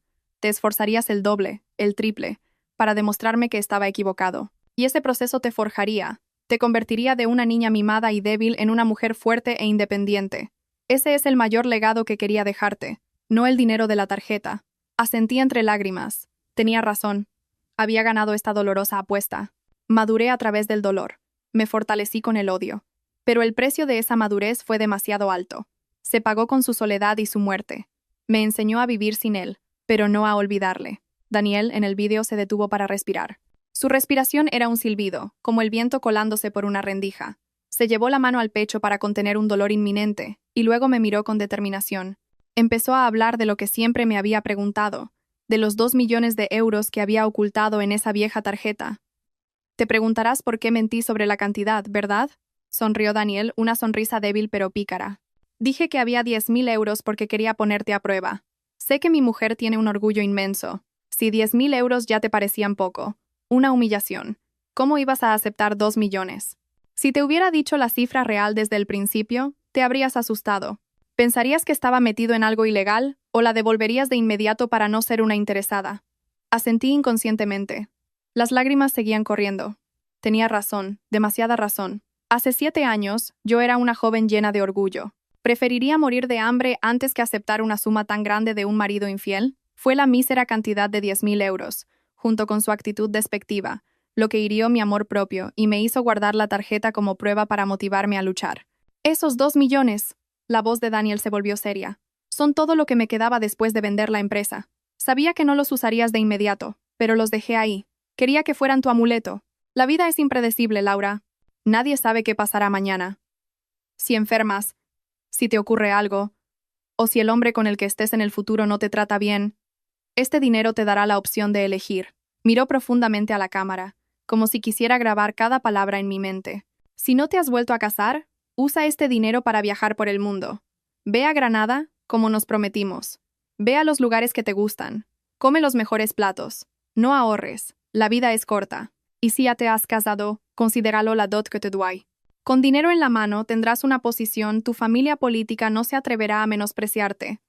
No tendrás que vivir pendiente de la aprobación de nadie. Escuchaba con el corazón roto. Hasta en sus últimos momentos, mientras la vida se le escapaba, solo pensaba en mi futuro. Le preocupaba que me despreciaran, que no tuviera dinero, que sufriera por la pobreza. Me había preparado una salida perfecta, la mayor seguridad que un hombre puede dar a la mujer que ama. Sé que me llamarás materialista, que creo que el dinero lo es todo. Sonrió Daniel con amargura. Pero Laura, cuando te enfrentas a la muerte, te das cuenta de lo importante que es el dinero. No pudo comprar mi vida, pero puede comprar tu libertad y tu tranquilidad. Ya no puedo estar a tu lado para protegerte, así que deja que este dinero lo haga por mí. No lo rechaces. No tires por la borda el trabajo de mi vida por un falso orgullo. ¿Me lo prometes? Hundí la cara entre mis manos, llorando sin consuelo. No despreciaba su dinero. Me dolía que ese dinero se hubiera conseguido a cambio de su vida y su brillante carrera. Lo había vendido todo, aceptando irse con las manos vacías, solo para dejarme una fortuna y un remordimiento eterno. Guardaré tu dinero, pero no para disfrutarlo, sino para cumplir tus sueños inacabados, para vivir una vida digna de tu gran sacrificio. El vídeo llegaba a su fin. La luz de la habitación parecía más tenue, o quizás eran mis ojos nublados por las lágrimas. Daniel parecía mucho más cansado. Apoyó la cabeza en la almohada, sus párpados se cerraban, pero luchaba por mantenerlos abiertos, fijos en la cámara. Su respiración era pesada, su pecho subía y bajaba con dificultad. «Laura», me llamó, su voz un susurro. «Sé que estás llorando. Lloras mucho, ¿verdad? Ya te lo he dicho. No llores. Te pones muy fea, con la nariz roja y los ojos hinchados. Tienes que sonreír. Sonreír como el día que te pedí matrimonio». Intentó pasar la mano por la pantalla, como si quisiera secar mis lágrimas. «Venga, sé buena. Cuando yo me vaya, tienes que vivir feliz por los dos. Tienes que vestir bien, maquillarte, salir con tus amigas. No te encierres en el pasado, no te deprimas por un muerto. No quiero verte triste. No podría descansar en paz». Negué con la cabeza. Las lágrimas seguían cayendo. ¿Cómo podía ser feliz conociendo esta dolorosa verdad? ¿Cómo podía sonreír cuando el hombre que más me amaba se había ido en soledad y dolor? Eres un egoísta, Daniel. Me pides que te olvide, que sea feliz, pero me dejas una nostalgia tan profunda. Busca a un buen hombre, dijo Daniel con voz ahogada, cada palabra una herida para él y para mí. Busca a alguien sano, que pueda vivir 100 años para cuidarte, no a un desgraciado como yo, alguien que sepa cocinar, que te mime, que te consuele cuando llores. Si te hace sufrir, coge mi dinero, tírale los billetes a la cara y vete. No aguantes nada, ¿entendido? Sentí como si me echaran sal en la herida. Me estaba dando instrucciones para que me casara con otro. Me empujaba a los brazos de un extraño antes de exhalar su último aliento. ¿Existe un hombre tan noble y estúpido? Me amaba. Sentía celos de un desconocido, pero estaba dispuesto a bendecir mi felicidad con otro, solo porque sabía que ya no podía hacerme feliz. «Lo digo en serio», me miró Daniel, sus ojos sinceros hasta doler. «No estoy celoso. Bueno, un poquito. Solo un poquito. Pero prefiero verte feliz con otro a que te quedes sola toda la vida. Te mereces que te quieran, Laura.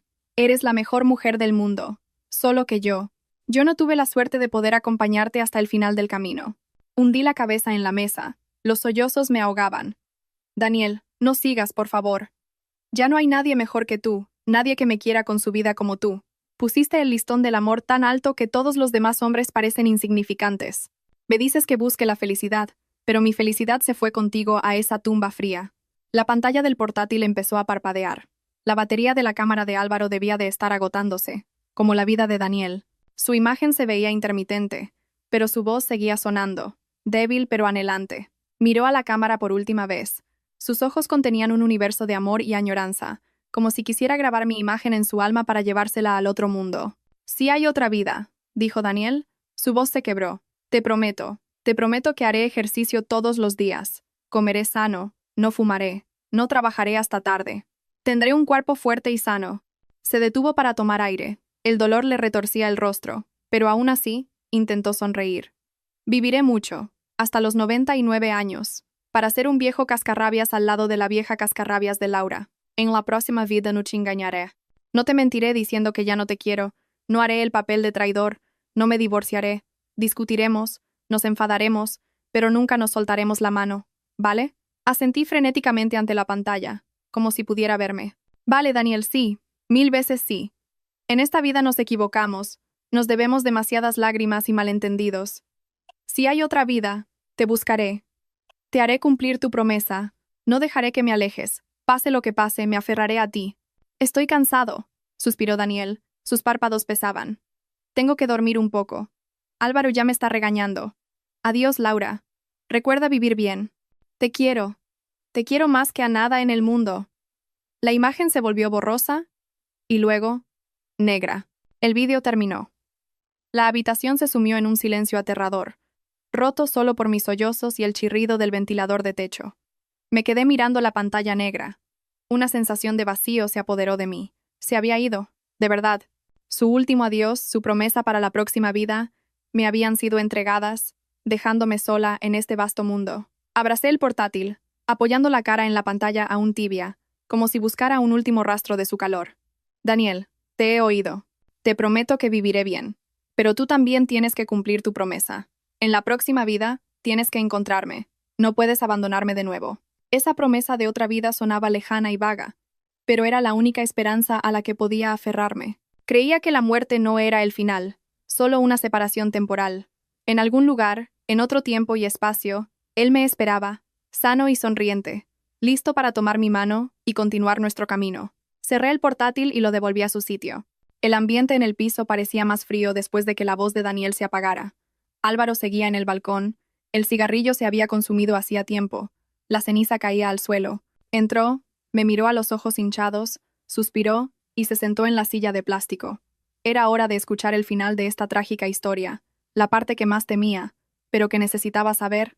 Esa noche, comenzó Álvaro, su voz grave, como un eco del más allá, llovía a cántaros, igual que el día que fuisteis al juzgado. Truenos y relámpagos. El viento silbaba en las ventanas como un lamento. Daniel estaba muy débil. No había comido nada en todo el día, solo deliraba. Contuve la respiración, mi corazón se encogía. Recordaba esa noche de tormenta. Estaba acurrucada en mi cama, escuchando la lluvia, sintiéndome vacía. No sabía que, no muy lejos, mi exmarido exhalaba sus últimos alientos. Casi al amanecer de repente se despertó lúcido, continuó Álvaro, con la mirada perdida. Me pidió que le ayudara a sentarse. Miró por la ventana, hacia tu piso. La luz de tu habitación ya estaba apagada. Seguramente dormías. Miró fijamente, como si quisiera grabar esa imagen por última vez. Luego se volvió hacia mí y me dijo: Álvaro, tengo mucho frío. Quiero ir a casa, pero mi casa ya no es mía. Esa frase fue una puñalada en mi corazón. Su casa, nuestro hogar. La había vendido para darme el dinero. Quería volver a casa, pero ya no tenía a dónde ir. Murió en un piso de alquiler temporal, frío y extraño, sin más familia que su mejor amigo. Empezó a delirar. La voz de Álvaro se quebró.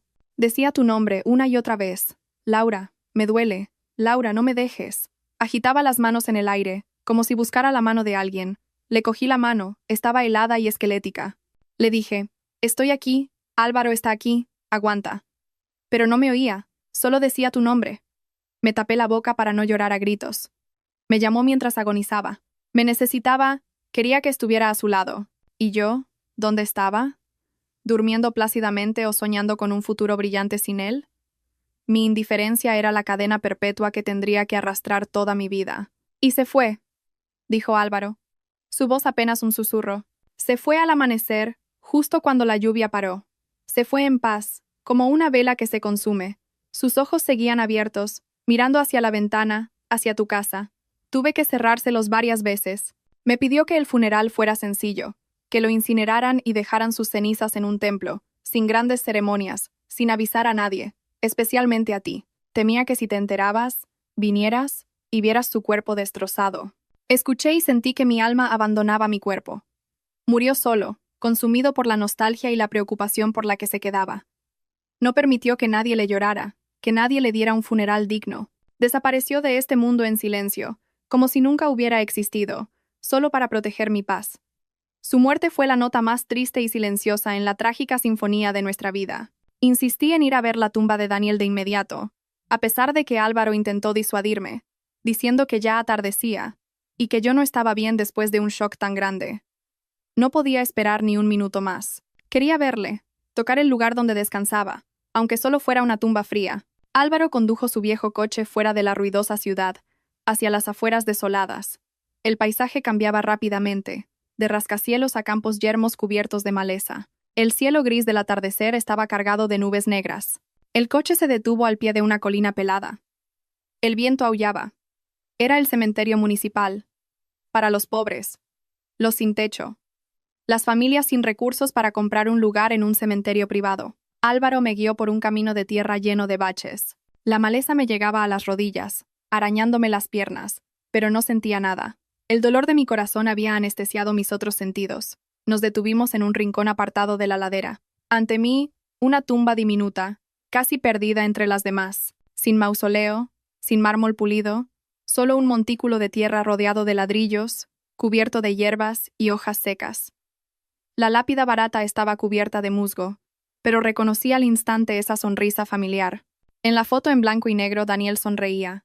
Esa sonrisa arrogante y despreocupada que tanto odié, ahora me destrozaba el corazón.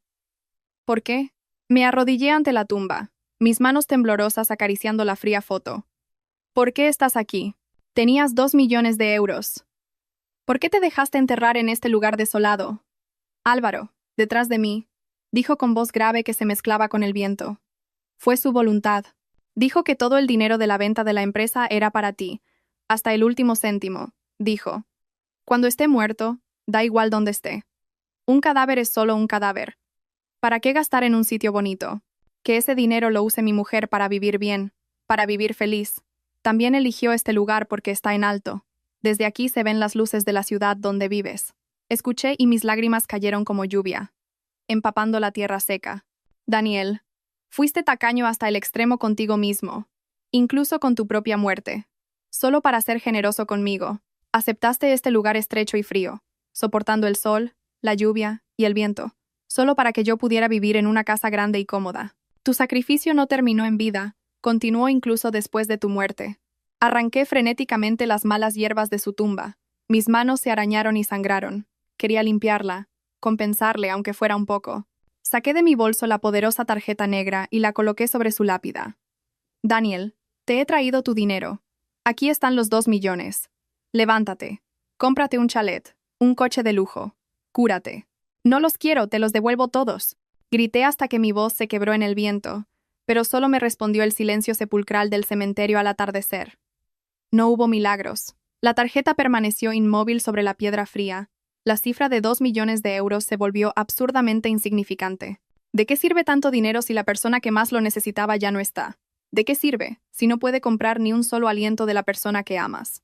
Apoyé la cabeza en la lápida, sintiendo el frío penetrante en mi piel, como si él me abrazara por última vez con los brazos helados de la muerte. A la mañana siguiente, cogí el primer autobús hacia el pueblo de Daniel. La vieja casa de Texas, al pie de un viejo nogal, seguía igual que en mis recuerdos de hacía 7 años. La puerta de hierro oxidada estaba entreabierta, el patio de ladrillo cubierto de musgo, silencioso. Entré, el corazón me latía con fuerza. La culpa pesaba sobre mis hombros. Durante 7 años, por mi odio a Daniel, también corté el contacto con sus padres. Pensé que eran como él, crueles e interesados, que le habían consentido que me dejara por una mujer rica. ¿Quién es? Una voz anciana y temblorosa vino de dentro de la casa. La madre de Daniel salió, apoyada en un bastón. Su pelo era completamente blanco, su espalda encorvada. Al verme, se quedó paralizada. El bastón cayó al suelo con un estrépito. Sus ojos nublados se abrieron de par en par y se llenaron de lágrimas. ¿Laura? ¿Eres tú, hija? Caminó torpemente hacia mí, casi tropezando. Corrí a sostenerla. Mamá, soy yo. He venido a veros. El padre de Daniel también salió. Había envejecido mucho. Su rostro estaba surcado de arrugas por el tiempo y el dolor. Los dos me abrazaron, llorando como niños. El llanto de los ancianos era desgarrador. Entramos en la casa. En el altar, la foto de Daniel ocupaba el lugar central.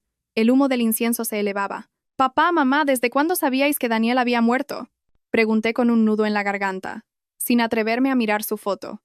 El padre de Daniel se secó las lágrimas con la manga de su camisa. «Desde que enfermó, hija. Vino aquí, se arrodilló y nos pidió perdón. Dijo que era un mal hijo. que se iba antes de poder agradecernos nada. Nos dio una libreta con 100.000 euros, dijo que era de la venta de la empresa, para nuestra vejez. Entonces, ¿por qué no me llamasteis? Les recriminé, pero mi voz era débil. ¿Por qué me lo ocultasteis 7 años? Yo era su mujer, vuestra nuera. La madre de Daniel me cogió la mano, una mano callosa pero cálida. Sollozó. Fue Daniel. Nos lo prohibió. Nos hizo jurar ante el altar de los antepasados que no te diríamos nada.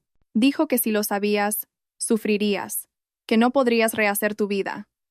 Dijo que era mejor que le odiaras a él, incluso a toda esta familia, con tal de que vivieras bien. Te queríamos mucho, hija. Muchas veces quisimos llamarte, pero al recordar su última voluntad, no nos atrevimos. Miré a esas dos cabezas blancas, con el corazón roto. No solo Daniel se había sacrificado, sus padres también habían soportado este terrible dolor en silencio.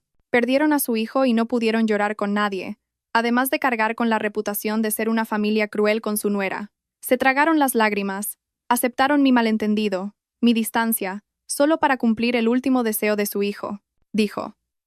El padre de Daniel miró al altar. Que contigo era con quien más en deuda estaba. Que si él no podía cuidar de ti, nosotros tampoco podíamos molestarte. Ya somos viejos, este dolor nos lo llevaremos a la tumba. Pero tú eres joven, tienes toda la vida por delante, no puedes vivir atormentada por la sombra de un muerto. Hundí la cabeza en el regazo de mi suegra, llorando como nunca. La generosidad de esta familia era inmensa, tanto que me sentía pequeña y egoísta. Vivía en un odio ciego mientras ellos me protegían desde lejos con el amor más grande. Daniel, ¿en qué clase de familia naciste para ser tan noble hasta doler? De vuelta en la ciudad, sostenía la poderosa tarjeta negra, sintiendo que pesaba como una montaña. Regresé a mi pequeño cuarto alquilado, el que me había acompañado en mis años más duros. La habitación seguía igual, las paredes húmedas, el viejo ventilador chirriando, pero yo era diferente. Ya no era la chica pobre que se preocupaba por cada comida, cada euro del alquiler. Ahora era millonaria. Pero extrañamente, no sentía alegría ni alivio, sino un vacío aterrador. Me senté en la cama, mirando la tarjeta sobre la mesa. 2 millones de euros. Podían comprarme un chalet de lujo, un superdeportivo, ropa de marca, pero no podían devolverme una cena en familia con la risa de Daniel, ni su cálido abrazo en las frías noches de invierno. Recordé sus palabras en el vídeo. Apostó a que no gastaría el dinero de inmediato. Quería que luchara por mí misma para madurar. Tenía razón, y fue cruel. El odio que sembró en mí fue el estimulante más fuerte para sobrevivir. Si hace 7 años hubiera sabido de su enfermedad, probablemente me habría derrumbado. Pero por odio, por demostrarle que podía vivir bien sin él, apreté los dientes y trabajé, superando todas las dificultades. Ese odio me alimentó. Me forjó en la mujer fuerte que soy hoy. Pero ahora que la verdad salió a la luz, el odio se desvaneció, y me sentí como una marioneta sin hilos. Mi objetivo durante 7 años fue vengarme de él con mi éxito. Ahora, ese objetivo era inútil. Él estaba muerto, no podía ver mi éxito. O mejor dicho, lo había visto todo y sonreía satisfecho desde su tumba. Cogí el teléfono. La pantalla negra, sin mensajes de cobradores, sin llamadas del casero. La presión económica desapareció de golpe, pero fue reemplazada por la presión de la soledad. Esta riqueza repentina no me trajo la libertad que esperaba, sino una jaula de oro que me encerraba en su recuerdo. Cada euro que gastara a partir de ahora estaría empapado de su sudor y su sangre. ¿Cómo podría disfrutar de ello? Me levanté y fui a la ventana, mirando al otro lado de la calle, al piso que Daniel alquiló. La ventana estaba cerrada, oscura. El observador silencioso ya no estaba. A partir de ahora, tendría que vivir mi propia vida, sin ojos que me vigilaran, sin protección secreta. Tenía que enfrentarme a esta cruda realidad. Era rica, pero estaba absolutamente sola. Empecé a recoger mis cosas. La ropa vieja, los objetos baratos que me habían acompañado tantos años, los metí en cajas. Me iría de aquí, no para huir del pasado, sino para comenzar un nuevo viaje. El viaje que Daniel había allanado con su vida. No malgastaré su esfuerzo. Viviré una vida brillante y fuerte, como él esperaba. Aunque mi corazón tuviera un pedazo roto que nunca podría ser llenado, el rumor de que de repente tenía 2 millones de euros se extendió como la pólvora. Quizás a través de la empleada chismosa del banco o de los vecinos curiosos que me vieron subir a un coche de lujo. De la noche a la mañana, mi vida dio un vuelco de una manera que no esperaba, pero que era brutalmente realista. A primera hora de la mañana, mi teléfono no paraba de sonar. Números desconocidos, nombres que habían desaparecido de mi vida hacía una década. Una prima lejana, Isabel, que 7 años atrás, cuando le pedí prestados 200 euros para las medicinas de mi madre, me echó como a un perro, ahora me llamaba para preguntarme por mi salud con la ternura de una madre. Lloriqueó sobre su difícil situación y terminó pidiéndome prestados 50.000 euros para empezar un negocio. Luego, los mejores amigos de la universidad, los que se rieron de mí cuando trabajaba fregando platos, ahora me escribían para quedar, para recordar viejos tiempos. Me elogiaban, decían que era inteligente y discreta. Alguien incluso tuvo la desfachatez de presentarse en mi piso con un proyecto de inversión en una estafa piramidal. Me senté con ellos en la terraza de un bar de barrio, todavía con mi ropa sencilla. Viendo sus caras ansiosas, sus ojos brillantes al hablar de dinero, sentí asco. Esta sociedad era despiadadamente materialista. Cuando eres pobre, eres un apestado, pero cuando tienes dinero, de repente te conviertes en el familiar más querido de todos. Laura, por los viejos tiempos, ayúdame un poco, me suplicó mi prima, sus lágrimas tan falsas como un billete de 3 euros. Retiré mi mano y la miré fríamente. Prima, hace 7 años, cuando la uña de tu dedo meñique valía más que mi vida, no me ayudaste. Cuando mi madre se moría en el hospital y te rogué, me dijiste que daba mala suerte. ¿Por qué crees que te ayudaré ahora? Se quedó boquiabierta. Su cara se puso roja y luego morada. Me levanté, dejé el dinero de la consumición en la mesa y me fui sin dudar. Veía a través de esta gente. No venían por mí, venían por el olor de los 2 millones. Eran como buitres. Recordé a Daniel. Me lo dio todo sin pedir nada a cambio. El contraste entre el amor verdadero de mi difunto marido y la falsedad de estas personas me hizo apreciarle aún más. Daniel me enseñó la lección de la dignidad en la pobreza, y ahora, indirectamente, me enseñaba la lección de la lucidez en la riqueza. No dejaría que su dinero, ganado con sangre, cayera en manos de quienes no lo merecían. Lo protegería como si fuera su propia alma. Estaba sentada frente a mi prima en la ruidosa terraza del bar. Ella, que 7 años atrás me había tirado una bolsa de naranjas pochas cuando fui a pedirle dinero, ahora me agarraba la mano con fuerza, llorando a moco tendido sobre las deudas de juego de su hijo. Lloraba a gritos, atrayendo la atención de las mesas de al lado, como si quisiera usar la presión social para doblegarme. Pero no sabía que mi corazón, forjado en el fuego de una traición falsa y una muerte real, era más duro que el acero. Laura, tienes 2 millones. Préstame solo 100.000. Para ti no es nada, pero para mí es la vida de mi hijo. ¿Vas a dejar que los mafiosos le corten una mano? Gritó. Retiré mi mano de la suya, sudorosa y pegajosa, y bebí un sorbo de té helado. El sabor amargo me aclaró la mente. La miré directamente a los ojos, con una frialdad que la hizo estremecerse. Sus sollozos se ahogaron. Prima Isabel, dije con calma pero con una voz gélida. Dices que 100.000 euros no son nada. ¿Sabes a cambio de qué conseguí ese nada? A cambio de la médula ósea, de la sangre, de los dolores atroces de mi marido. Daniel vendió su vida por este dinero. ¿Crees que voy a usar la sangre de mi marido para pagar las deudas de juego de tu hijo? Isabel se quedó boquiabierta. Su rostro pasó del rojo al blanco pálido. Tartamudeó. Pero los muertos están. Tú estás viva. Tienes que preocuparte por los vivos. Con lo rica que eres, ¿qué te cuesta ayudarme un poco? ¡Qué tacaña! Con razón tu marido te dejó. Antes de que terminara la frase, golpeé el vaso contra la mesa. ¡Cállate!, gruñí, cada palabra siseando entre mis dientes. No tienes derecho a mencionar a mi marido. De mi dinero ni un céntimo para gente como tú. Prefiero quemarlo y que le llegue a Daniel en el más allá antes que alimentar a oportunistas y desagradecidos. Vete.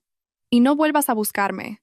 Me di la vuelta y me fui, dejándola con la boca abierta. Sabía que a partir de hoy tendría fama de rica y tacaña, pero no me importaba. Había aprendido la lección más grande de Daniel. La bondad debe darse a quien la merece. De lo contrario, es estupidez. Esa misma tarde, fui a uno de los bufetes de abogados más prestigiosos de la ciudad. No soy una experta en negocios, pero sé cómo proteger el dinero. Contraté a un abogado para redactar un testamento y crear un fideicomiso. Tenía miedo. Miedo de tener un destino tan corto como el de Daniel. Miedo de que si moría de repente, este dinero ganado con sangre fuera devorado por buitres. El abogado me miró con sorpresa. Señora Laura, ¿a quién desea dejarle todo su patrimonio si ocurriera algo? Miré por la ventana. La imagen de los padres de Daniel, ancianos y afligidos, apareció en mi mente. La mitad será para mis suegros, para su vejez, respondí con firmeza. La otra mitad. Úsenla para ayudar a pacientes de cáncer sin recursos. Gente como mi marido, que no tienen dinero para comprar analgésicos. Al salir del bufete, Me sentí ligera. Había asegurado el tesoro de Daniel, convirtiéndolo en una fortaleza inexpugnable. No solo protegía el dinero, protegía su honor y su amor. Esa noche, volvió a llover. Me acurruqué en la cama, escuchando el golpeteo rítmico en el techo. Una nostalgia desgarradora me invadió. ¿Cuánto tiempo hacía que no oía la risa de Daniel? ¿Cuánto? Que no sentía el calor de su mano. Me dormí con el sonido de la lluvia. Y entonces, él vino. En mi sueño estaba de nuevo frente al juzgado. Llovía a cántaros. A lo lejos, Daniel estaba apoyado en su coche, con su gabardina negra. Pero esta vez, no me miraba con desprecio. Sus ojos profundos estaban llenos de amor y arrepentimiento. Tiró el cigarrillo, lo pisó y caminó rápidamente hacia mí. No me arrojó la tarjeta, sino que me abrió los brazos y me estrechó con fuerza. Daniel. Sollocé su nombre, sintiendo su calor familiar, su olor a tabaco y menta que tanto echaba de menos. ¿Dónde has estado? ¿Por qué me dejaste tanto tiempo? Te he echado mucho de menos. Me abrazó más fuerte, acariciándome el pelo. Lo siento. No he ido a ninguna parte. Siempre he estado aquí, a tu lado. Laura, has sufrido mucho. Lo has hecho muy bien. Mejor de lo que esperaba. Le miré. Su rostro ya no estaba demacrado. Era el Daniel de antes, apuesto y lleno de vida. Me secó las lágrimas y sonrió. No llores más. Ya no me duele nada. Ahora estoy fuerte, podría llevarte a cuestas por todo Madrid sin cansarme. Mientes. Le di un puñetazo suave en el pecho, riendo y llorando. Eres un mentiroso. Dijiste que vivirías hasta los 99. Devuélveme a mi marido. Cogió mi mano y la puso sobre su corazón.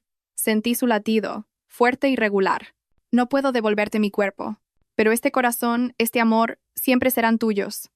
Laura, vive feliz. No guardes la tristeza. Solo si sonríes, podré descansar en paz. Lentamente, me soltó. Su figura se desvaneció en la lluvia. Corrí tras él intentando retenerle, pero solo agarré el aire. Daniel, no te vayas. No me dejes sola. Te esperaré. Su voz llegó desde la distancia, ligera como el viento. Al final del camino te esperaré. Vive bien, mi amor. Me desperté de un salto, empapada en sudor y lágrimas. La habitación estaba oscura, solo se oía la lluvia.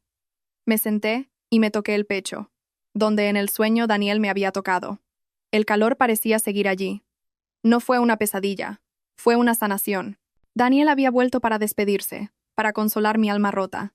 Ya no le dolía, se había liberado. El sueño fue como una lluvia que refrescó mi alma reseca. Sequé mis lágrimas y sonreí en la oscuridad. Él seguía aquí, en mi corazón, y me estaba esperando. Ya no estaba sola. Después de ese sueño, fue como si renaciera. Empecé a hacer lo que Daniel quería, lo que había conseguido para mí con su vida. Lo primero fue ir al banco. Pedí transferir los 2 millones a depósitos a largo plazo y bonos del Estado, dejando solo una pequeña parte para gastos. No quiero ser más rica, le dije al director. Este dinero es el sudor y la sangre de mi marido. No quiero apostarlo. Solo quiero seguridad. Volví al pueblo de Daniel. Esta vez, pedí permiso a mis suegros para reformar la casa familiar. Mamá, le dije a mi suegra, este es el dinero que Daniel os da. Si él no puede cuidaros, lo haré yo en su lugar. No lo rechaces, o no descansará en paz. Me quedé una semana, cocinando, limpiando, hablando con ellos. Les conté el amor inmenso de su hijo. Esas historias aliviaron su dolor y curaron mis heridas. Entendí que la mejor venganza contra el dolor no es el odio, sino vivir feliz. Daniel se había sacrificado para que yo fuera feliz. Así que no tenía derecho a ser desdichada. Tenía que vivir intensamente, disfrutar cada segundo por los dos. Con una parte de los intereses mensuales, hice donaciones anónimas a la Fundación de Ayuda a Pacientes de Cáncer del hospital donde se trató Daniel.